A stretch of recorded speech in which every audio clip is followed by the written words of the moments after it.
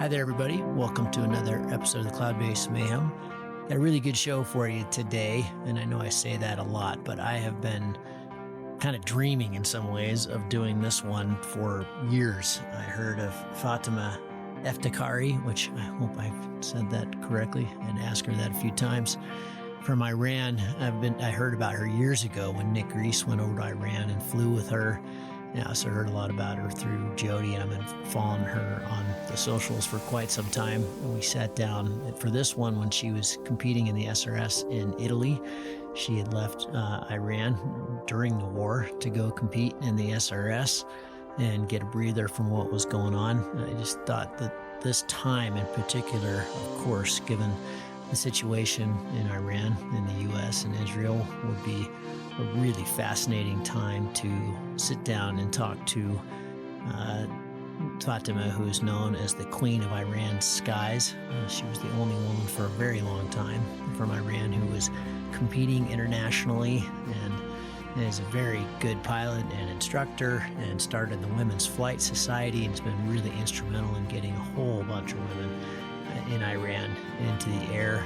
Also talk about flying in Iran and those incredible 6,000 meter bases. And there was just so much to hit here, and she did a terrific job of articulating just what's going on and what it's like to be in Iran during the war right now, and what it's like to participate in something that is, ultimately freedom in the skies, and free choice to do what you want to do. And her insights were fascinating and inspiring and a lot of fun. And regardless of your position on this war, I think you'll get a lot. You'll get a lot out of this and really enjoy it. And you're really inspired to go fly. And every time I talk to someone from Iran and the flying they have, I was like, God, I gotta get over there and send it with those folks. So Fatemeh is a sender in a lot of different things, and we had a blast with this. Enjoy.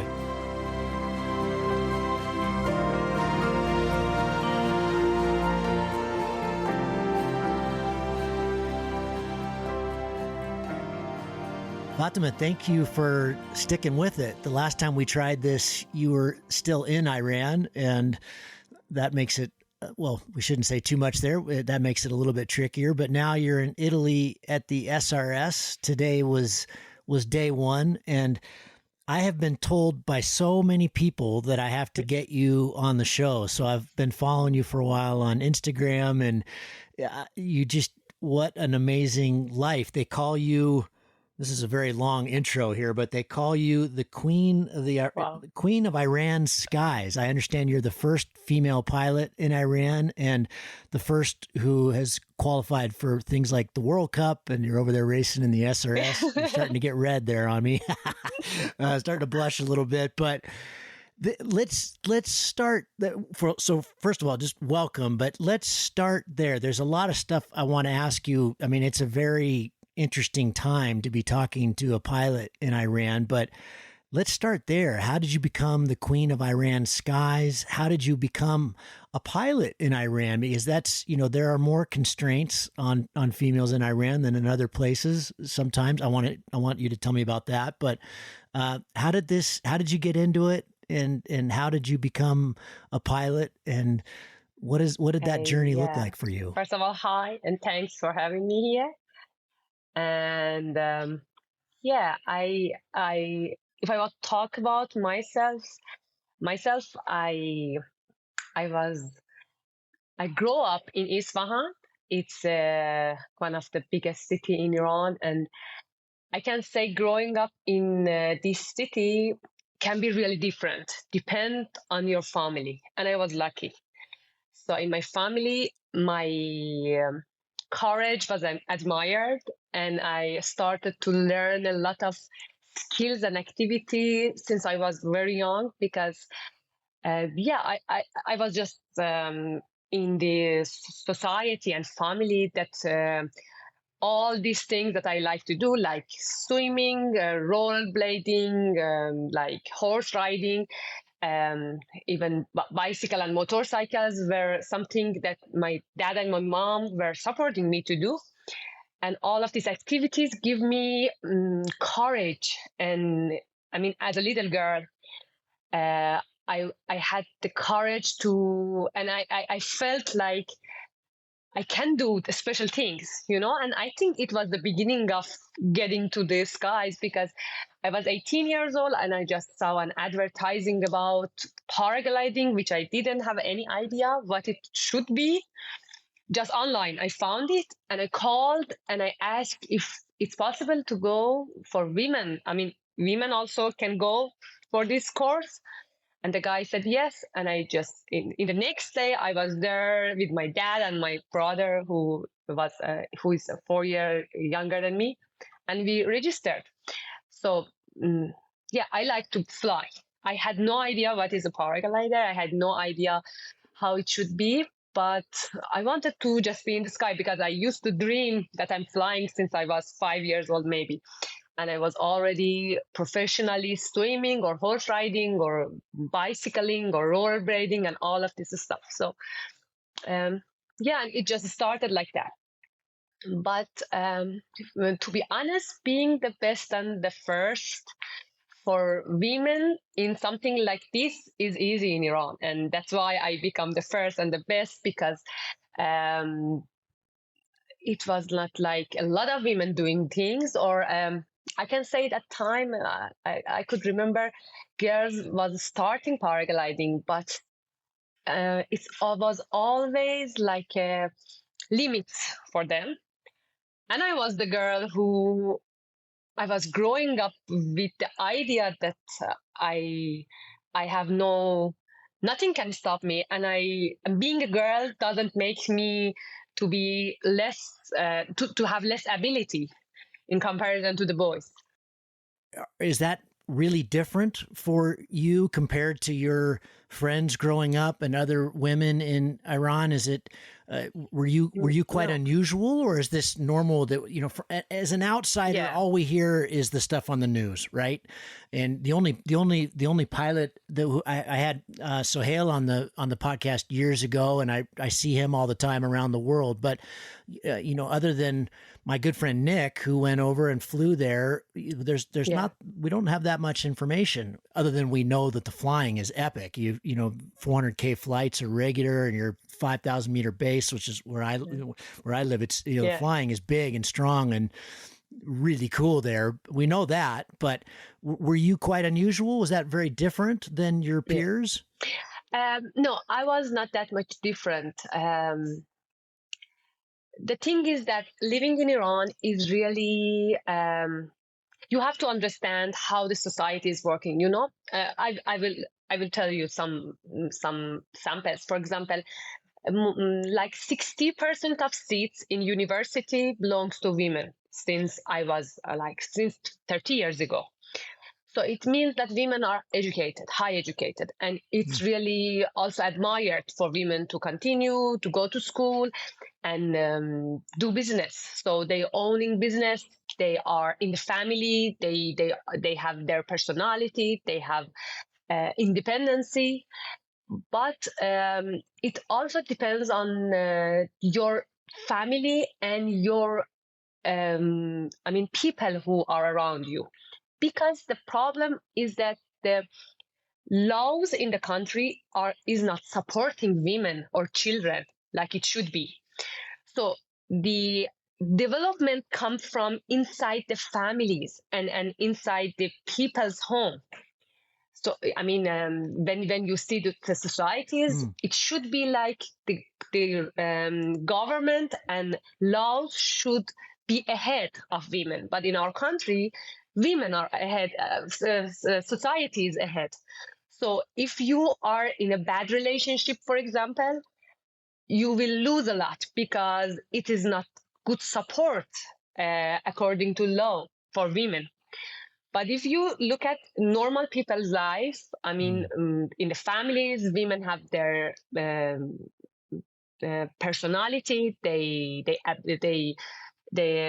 own things. They are encouraged to work, to educate, to be educated. But then it also depends. I mean, if you are in lower level of the community, if you are in bad, um, I mean, environment, that then it affects you and you might lose a lot. So this is basically what I can explain. But it's also not that much common for women to be really, I mean, it's not when, I mean, 17 years ago, 20 years ago when I started paragliding, for women it was always better to be high educated and be independent at work, but not be really in sport activities. And but my mom was really supporting me. My mom teach me to swim when I was 4 years old, and we were swimming in the rivers or lakes. And at that days, we also used to cover more. You know, I used to swim with a full dress, and my mom also. So she was kind of over of. I mean, she is a kind of a special woman. She is brave and she is not follow all the routines. So she decide what is right, what is wrong, and push forward. And my dad also was supporting. So I can remember I was maybe 10 years old, and my dad told me, "Your mom is the bravest person I've ever known, I ever seen. And if you could be like half of her brave, then you would be happy in your life." So it was like my mom and my dad also was a little bit different. That's why I was really into my activities, like all of the sports and then all of these things. But totally new society, women are having their own normal lives. And the thing is that if you just go, I mean, I've traveled around the world and here in Europe also, paragliding or being really active in this kind of sport also here is not that much common for women. And I mean, I am distributor of a Skybike. I was in a Yeah, Skybike everywhere. distributor meeting Sure. 2 years ago. It was dealers all around the world sitting there, and I was the only girl from Iran. So this is like this everywhere, not Really. just in Iran, by the way. I can tell already that you're quite humble, but you're also, you're pretty. I mean, according to my research, and tell me if I'm wrong, but you're a heck of a pioneer for what you have accomplished there. You're a dealer. You set up the Women's Flight Society. For years, I believe you were the only woman competing internationally in paragliding from Iran. The only one competing in PWC. I'd love to just hear what that was like, especially when you traveled. Was it lonely? Was it difficult? I mean, even it is a very male dominant sport, and we've done a lot of podcasts over the years about just how you can support female pilots versus they don't Yeah. just get out of their way. I mean, you know what I mean? We don't need to. They don't need anything. They're just as good. They're better. But I'd like to just hear what was hard about that. What was it? Lonely? Was it? It's tough sometimes being a pioneer. Yeah, I can remember I started and I was, after 2 years, I was flying XC and I flew my first 100 kilometer. I participated in a cross country course. That was the first cross country course in Iran. That was Mohammed. Now he is also. We are in a team. He is my partner in our team and group. So now we are working together. But at that time he was the instructor. So I participated the course, and next season I flew 100K, and I was super excited about all of these things. And then I understood after like 1 year, okay, all of my friends are boys. And I tried to be part of the team. So I tried to be accepted by the boys, because it was just me and all of them. And then I started to think, okay, what is wrong? Why I cannot see other girls flying in this level? I mean, I told you they start, but they never take it serious, and they never flew, for example, cross country. So it was a hard time for me. it was a hard time because I felt like why, and I have this kind of feminist way of thinking, so I always wanted to say women can do.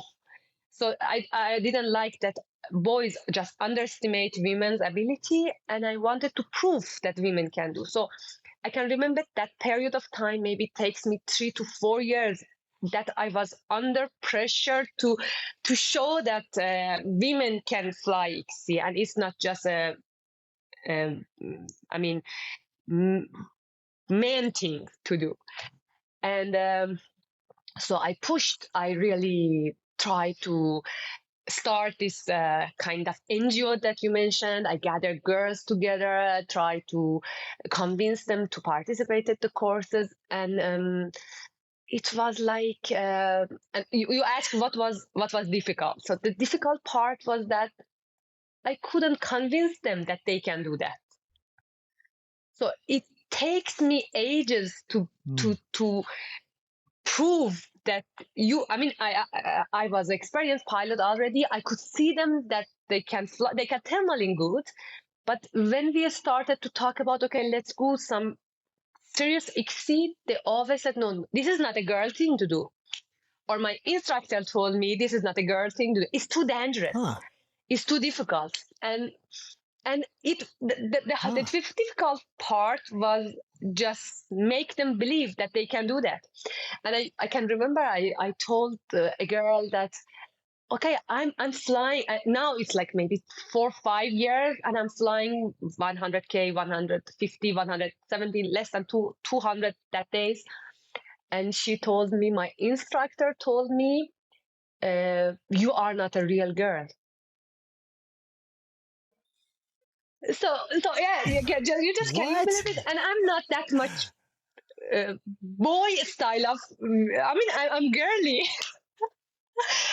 And I was just shocked, and so when people don't want to accept that they can do something, they can go this far. So I was a sample there for years, and I told them that you can do this as I can do, and then they said you are not. So the me being a girl was questioned now. And it was interesting, and it was also something that changed my view. I understood we women have an imaginary roof on top of our head. So we've been told to follow our dreams, but we have to first start to be able to dream big enough to pass this imaginary roof on top of all women head. And then as soon as someone just pass it, then it would be easy. It's open. So I told you I started to kind of convince some good pilots that you can come to the courses, cross-country courses, and it took me some years, but I can clearly remember the day that I flew in the course with another girl, and she was flying 100 kilometers, and I was crying in the air because I felt like my dream coming true.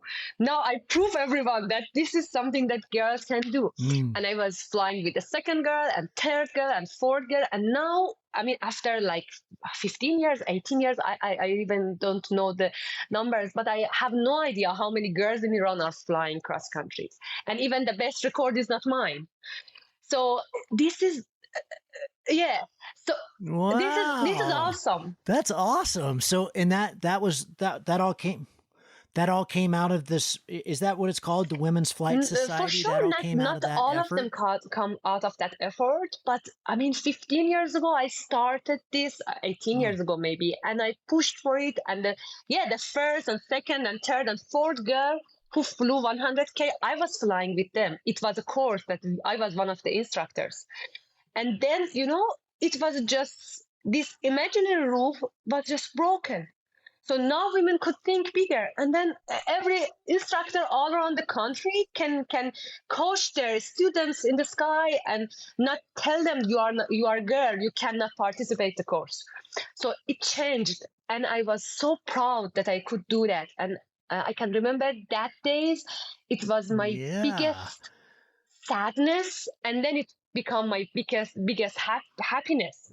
So my dream came true, and then Yeah. but I want to tell you something. I used to think that this is because I'm in Iran. And then I started to travel all around the world, and I saw this imaginary roof on top of all women's head all around the world. It's more or less like that, but we prefer to Everywhere. stay in under this comfort zone because it's easier, it's safer.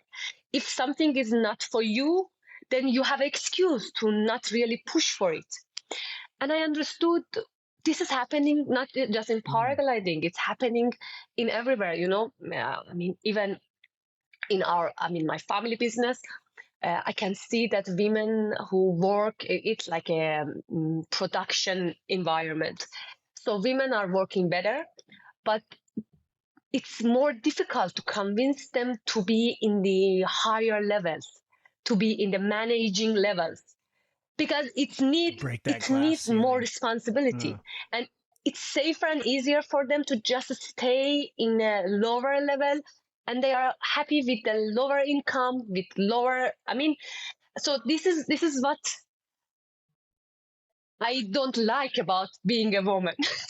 And I think, I mean, most of my life I was pushing through, just fighting against this. And I think it's because maybe my personality, my grandmother is like me, so she was like in his she's 90 years old, and she have two university degree, and she was driving since like 2 years ago, and she is a special woman. And I think it's also is because my mom was a special, had a special personality, that I always couldn't accept just this is not for you because you are a woman, so this is not acceptable for me. And this was my story, and the difficult part of flying was all of these things for me. When you've traveled a ton, you know, Yeah. you're in Italy right now at the SRS. How what have you seen? How would you compare if you're an Italian female getting into the sport, or a Czech female getting in the sport, or anywhere in the Alps versus Iran or in the States? I don't know if you've flown over here too, but what's different? Is it? I mean, is it? It sounds like societally, it's pretty accepted for women to Yeah. go to university, start businesses, be successful. What about with flying? Is there more of a no, you can't do this than other places? At the moment, no. It's really like here, or even if you go to a Iranian flying site, you would see. I mean, in comparison to the whole number, you can see more women on the flying sites in Iran at the moment. So girls, yeah, yeah, and Wow. no, it's not. This No, is all it's not because of because of you. me, for That's sure. awesome. No, no, I know you're not no, going to take because credit, but when I also started, I can you remember led the in way. our course we were 15, and maybe six girls was in the course. So girls, yeah, girls used to start at that Oh, time wow. too, but it was just a limit. So they were the weakest. They were the less they were less capable. I mean, according to instructors.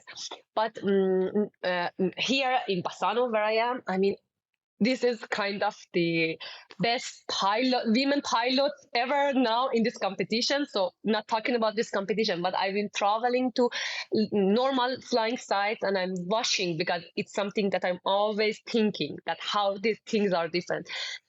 For sure, you can see a lot of girls in Iranian flying sites, and it's equal or even higher number in Iran.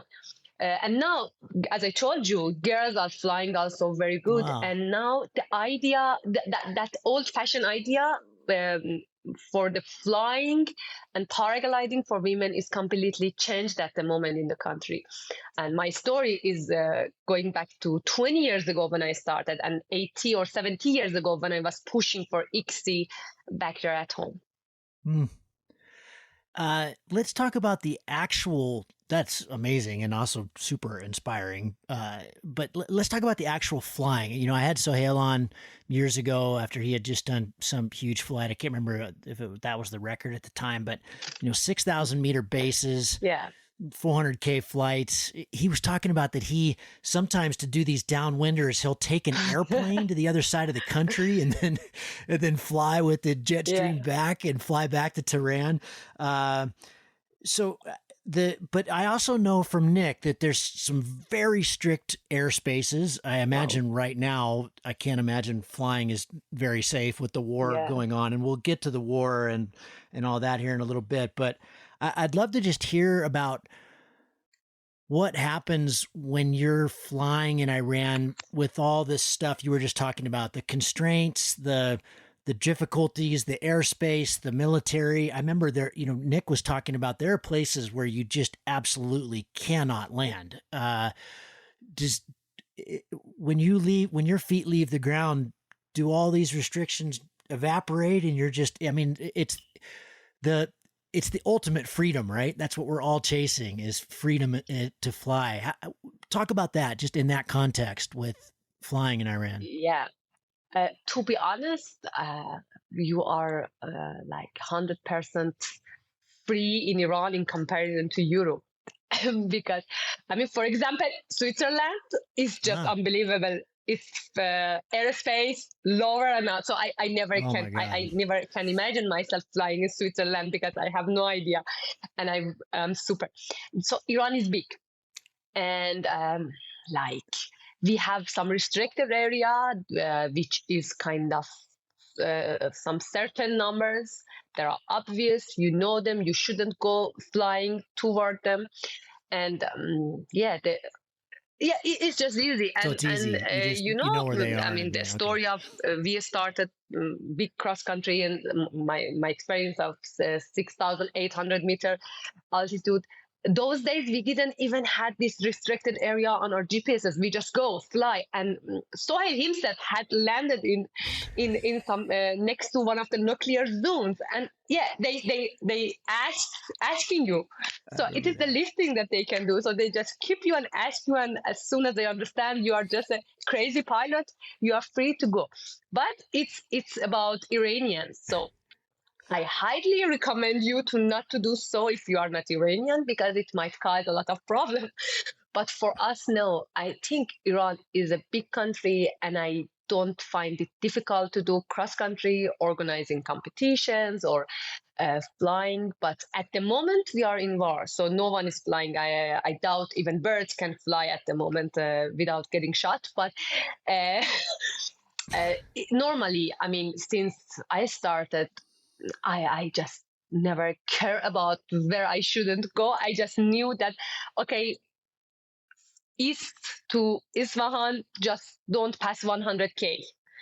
Or if you fly that long way that we normally do our records from Kermanshah to our Tehran side, I know that next to Hamadan is a military base. So just go this direction. And I never got in really big troubles. Yeah, I landed several times and police came, and even they took me to ask some questions, but because I was close to some military area landing. But for Iranian, I don't see it like really a trauma or a big problem flying XC. Yeah, it's like that. When you travel, I know you've competed in Kazakhstan and Turkey, and right now you're in Italy. When you leave Iran to fly, to travel, to participate in the things that you love to do, which is not only paragliding. I've followed you on Instagram. You do all kinds of stuff.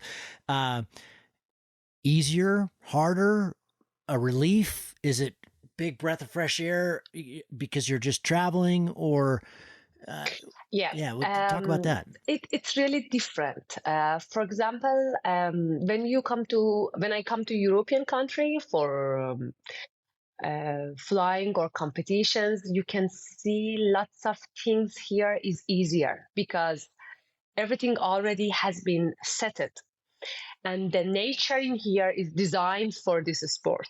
Our nature is full of dust, so we are fighting hard for being able to reach. I mean, for preparing a takeoff, we have to spend a lot of money to just make it clean.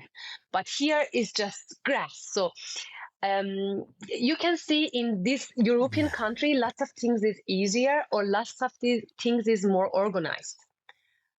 But when you go to Iran, I mean, and my European friends who come to Iran, like um, lots of them.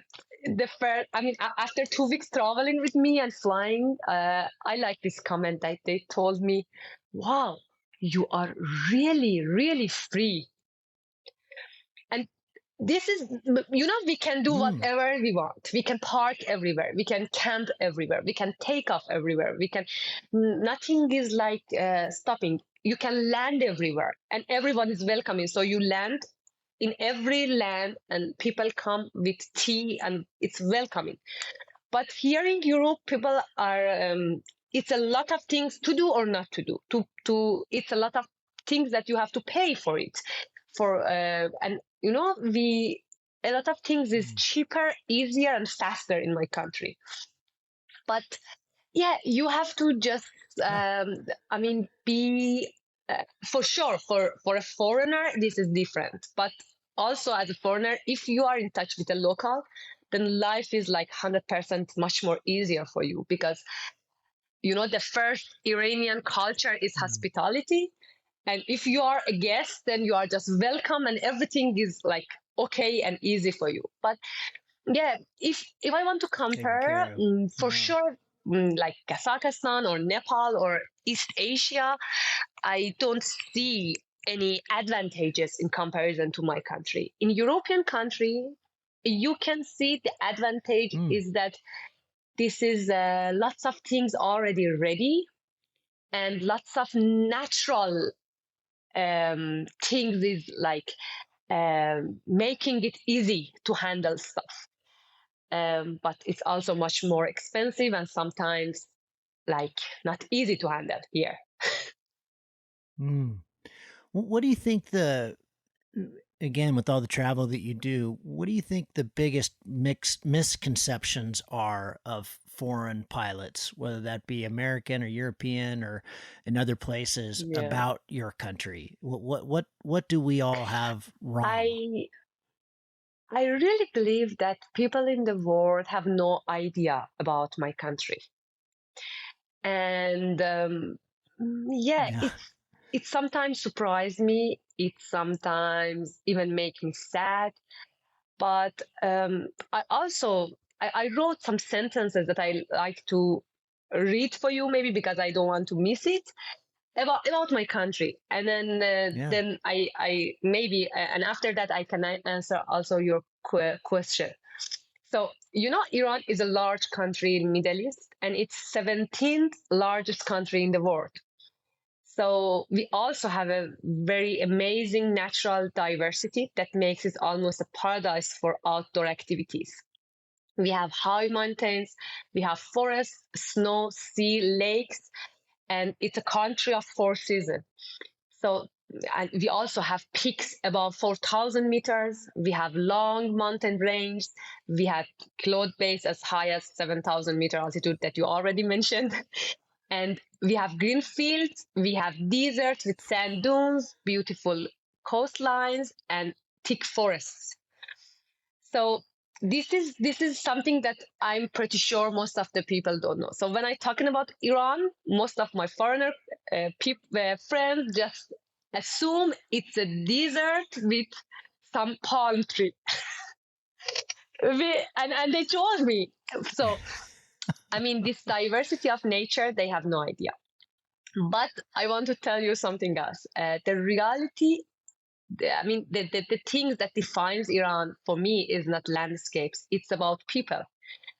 Iranian are special people, I think, because they have an incredible ability to survive, to continue, and find a reason to celebrate life. We all always find a reason to be happy, to dance, to gathering together, to cook, share food, and partying around. And it is something that I also find it special while I was traveling, especially in European country. This is something like this is really rare. So if you ever travel to Iran, the first thing that captures you will probably not be the historical monuments or the nature. It will be the hospitality of the people. And I mean, Iranian culture is deeply based on welcoming guests. And I mean, people always say, and most of my friends told me when they were leaving, that you arrive in this country as a visitor and you are living as a friend. And it's so true. And that's why most of my European friends, very close friends, are the ones that they were traveling to Iran, and I met them back there in Iran. So when I'm coming here, they are just super open and friendly and hospitable for me, because I think this is something that they learn and they like to do or behave like that.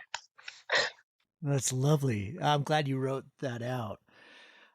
Okay, let's go to the current situation a bit. And I know, there was quite a bit of civil stuff going on before all of this happened.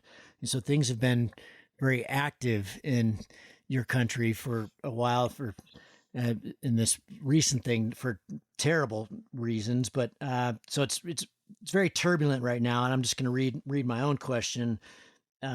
For someone whose life is built around freedom, yours, literally physical freedom in the sky, what does it mean to be a pilot, to be a citizen of Iran right now? When we tried to connect a couple weeks ago while you were in Iran, it was, you said, yeah, I'm going kite surfing. And I thought, wow, Yeah. that's bizarre. How do you go kite surfing when the war is going on? So paint us a picture. What does this war look like? It looks like there might, as of right now, it looks like there might be a chance at ending the war, at least stopping it for some time. But what has it been like to live there recently? Again, I'd love for you to hit on misconceptions. What do the people think of the war, about losing the supreme leader, about all of it? And you're in Italy. I think you can talk freely, but if you can't fully, I understand. But I'd love to just hear from an insider what's it like living in Yeah. Iran right now. The thing is that yeah, for most of people out of Iran, they because Iran is in headlines for years for nuclear, for war, and sentences like this. But since I was born, that is like 37 years ago, there was no war in Iran. And when the war started, it was unbelievable. It was surreal and really scary for all of us. So we haven't been in any war before, because I know that people might imagine that it's that In your part of life, the yeah. war in Middle East, it's always war. But Iran was like always a peaceful country for me, and now the war started. So yeah, it started with some attacks to certain military areas and specific targets in Tehran. For sure, it was super scary. The sound of explosion every night. So this fighter jets every night, so you can watch them, and then you can see the explosion in like some around you. In Tehran, it was super scary, and many people left their houses, the city. They go to their relatives to safer places or smallest towns. In my city, Isfahan, that situation was a bit calmer. Um, the neighborhoods close the military bases was still really scary.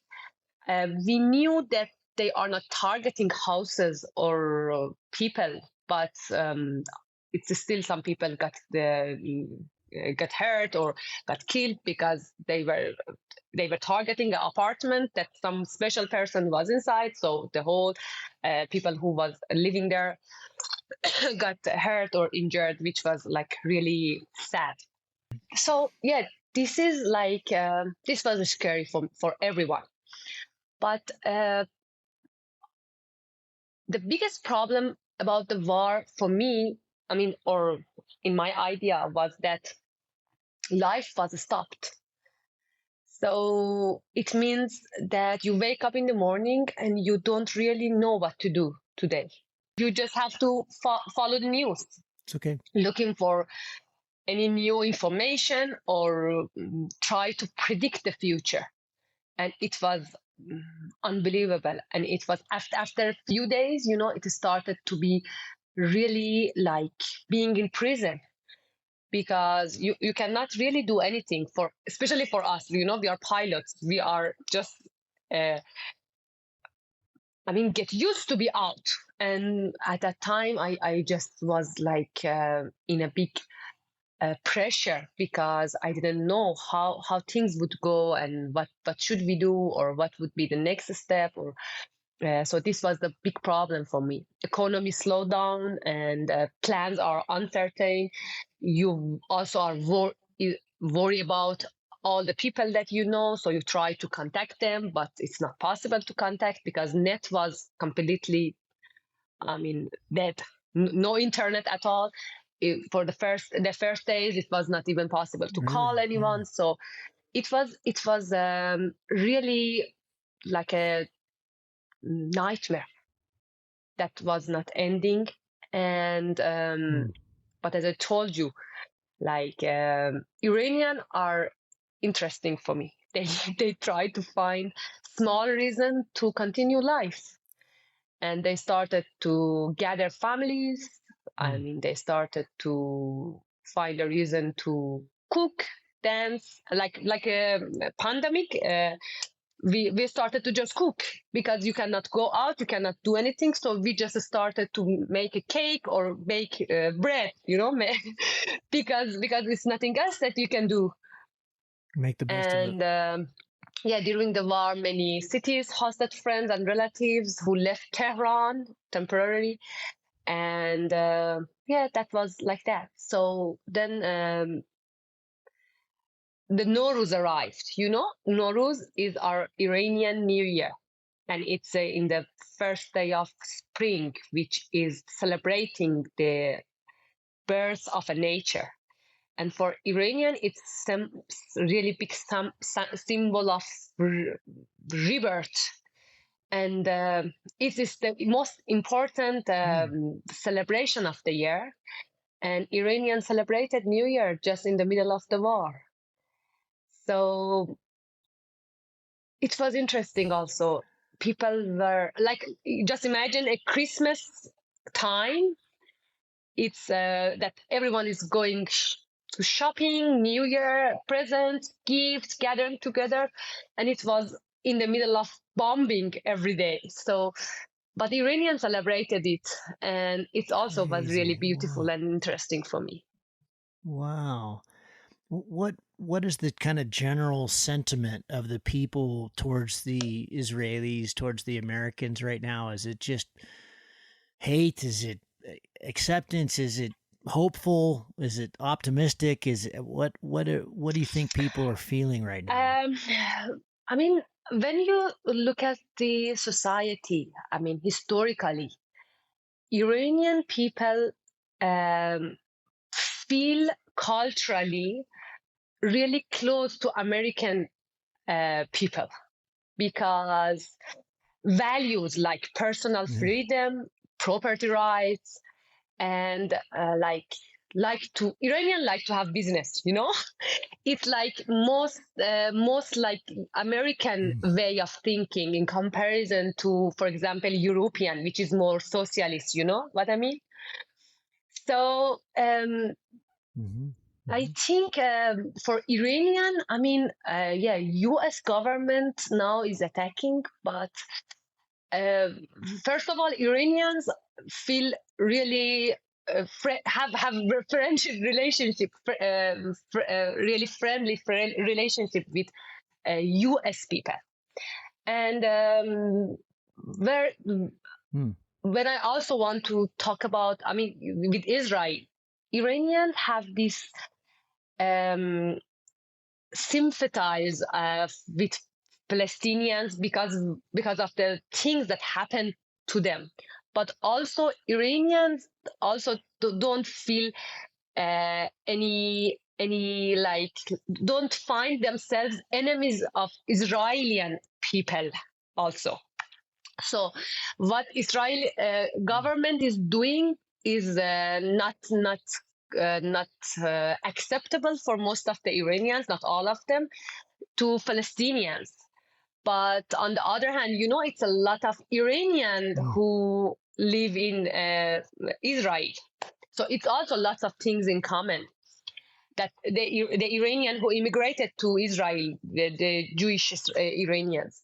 So by the end, Iranians don't find themselves to have any problem with American people or Israeli people or Palestinian people.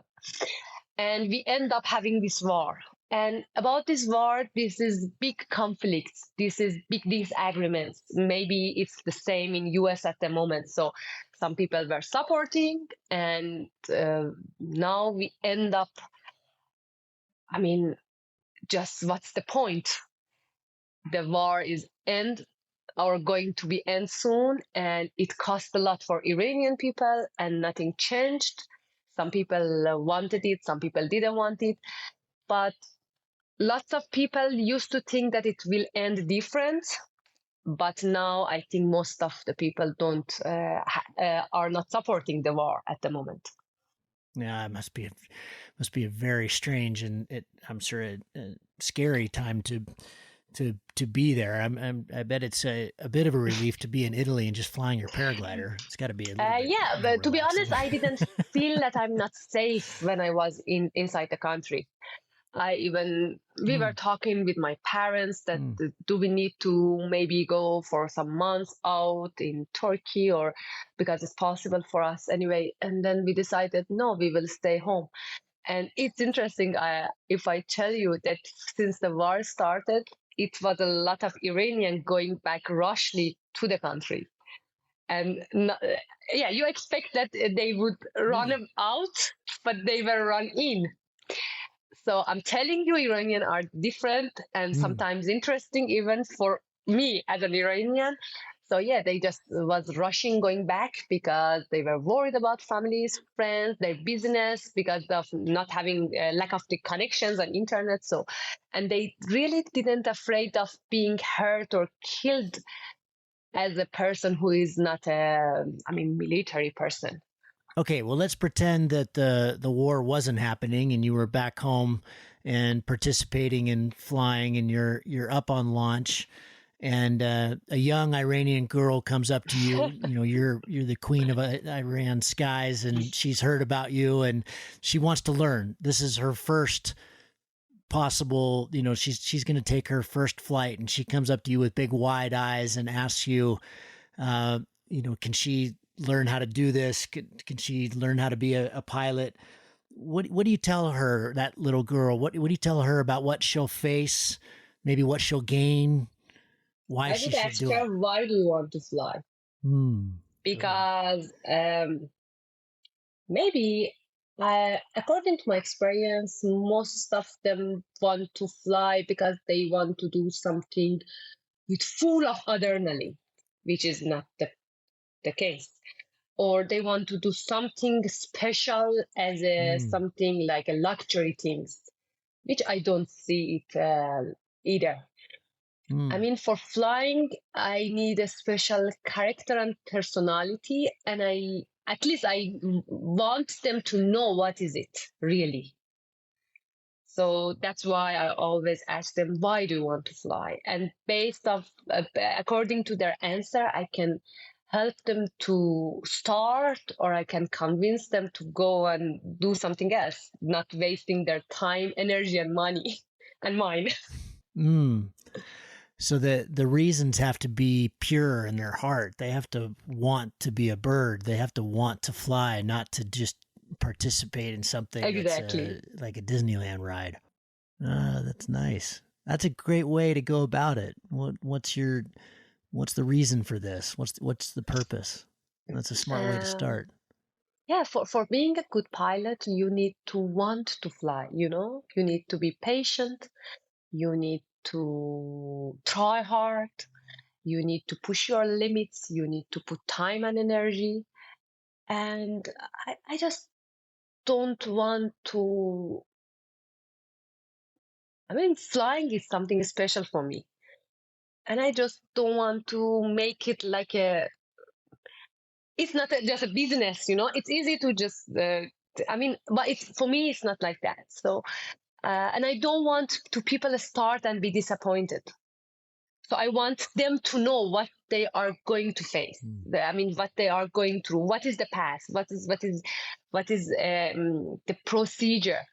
And this is something that I also wish someone else would do that for me.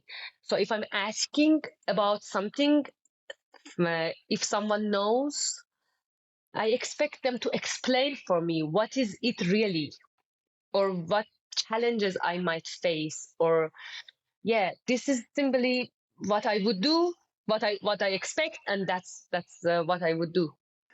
I gather you've been flying about 20 years now.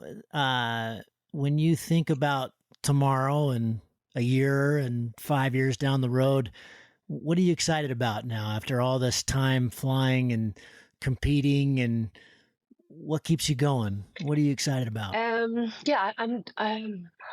was doing a lot of different things, and I found out that anything else, like anything else that I'm doing, it gives me the feeling of like this level, maybe 10%, 20%. And when I'm in the sky, it's 100%. So when I'm not in the sky, I just miss it. I simply miss it.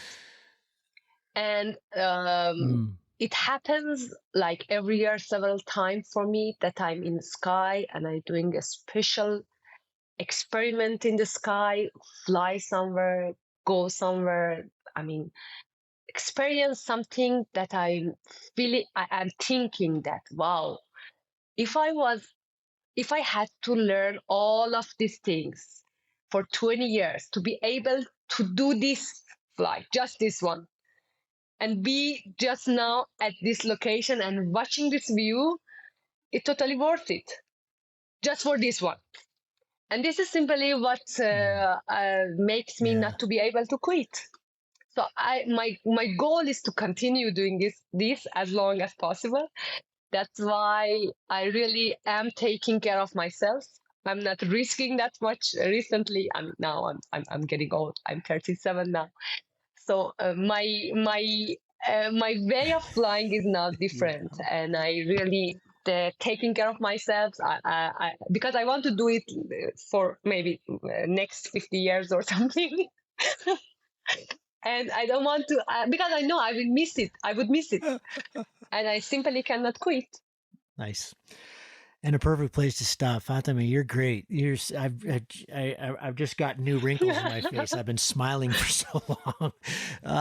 Thank you so much. I really appreciate you making this happen. I just thought the timing had to be now for this, given what's going on in the world. And I've really enjoyed following you all these years, doing cool things. And I thank my ex-partner Jody for putting me on. She said, "You've got to get." I just texted her actually a couple hours ago. Yeah, I'm getting Fatemeh on the show. So, well, good luck in Italy. Good luck at the SRS. Have fun and in Bassano, and you must eat at the Abbey. Just check it out. I went there 8 nights in a row back many, many years ago when the weather was terrible. The food is so good. So enjoy and fly fast and fly safe. And thanks for coming on the show. I really appreciate you. Yeah, thank you for having me. I also want to thank the SRS organizer, Brett, and everyone, because they helped me really to get here. We had a problem for registration and everything. And I really am thankful about all of this good atmosphere here in SRS and Bassano. They are making a really nice things like sport class competitions. I really like it. And I also am super happy that I could manage to get here. I thought it might be difficult, but here I am, and I'm looking forward to fly this week. And thank you for you. That I was listening to your podcast and I understood. I really appreciate the people who makes this paragliding things bigger, or give the possibility for people who even not flying be a little bit more deep into it. So thank you for all of the things that you are doing, and thank you for having me. Thank you, Fatemeh. I appreciate it. And yeah, it's an amazing community. We're both very fortunate to be part of it. Thank you, and good luck.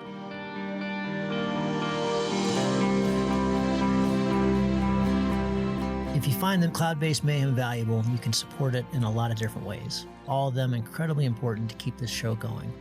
You can give us a rating on whatever platform you listen to. You can blog about it on your website or share it on social media. You can talk about it on the way up to launch with your friends. I know a lot of good conversations have happened that way, and of course, you can support the show financially. The show does take a lot of time, a lot of editing, storage, music, behind-the-scenes cost, and all we've ever asked for is $1 a show. We put out a show every 2 weeks, so if you gave us $1 a show, that's $25 a year. Quite a bit less than a magazine subscription and way less than a latte a month. You'll notice we don't have 10 minutes of advertising at the top of the show, which we get asked to do all the time, believe me. I believe advertising is a pretty toxic business model, and I want you, the listener, to know that these conversations are just authentic people giving their opinions, and we aren't being swayed by brands. But that means we rely on you, our listener. If and only if you can support the show and it doesn't hurt your pocketbook, we'd really appreciate it. Go to the website to find various ways to support the show through Patreon or other platforms where we've gone through great lengths to minimize fees so your money gets directly to us. Becoming a subscriber gives you access to all kinds of bonus information, little nuggets that don't make it into the podcast, extra content, our Ask Me Anything shows, and a lot more. We don't put anything behind a paywall and never will. If you can't afford to support the show, just send me an email and I'll set you up with an account, no questions asked. Hopefully someday you'll be in a position where you can. Thank you so much for listening. Thank you for your support. We'll see you at Cloudbase.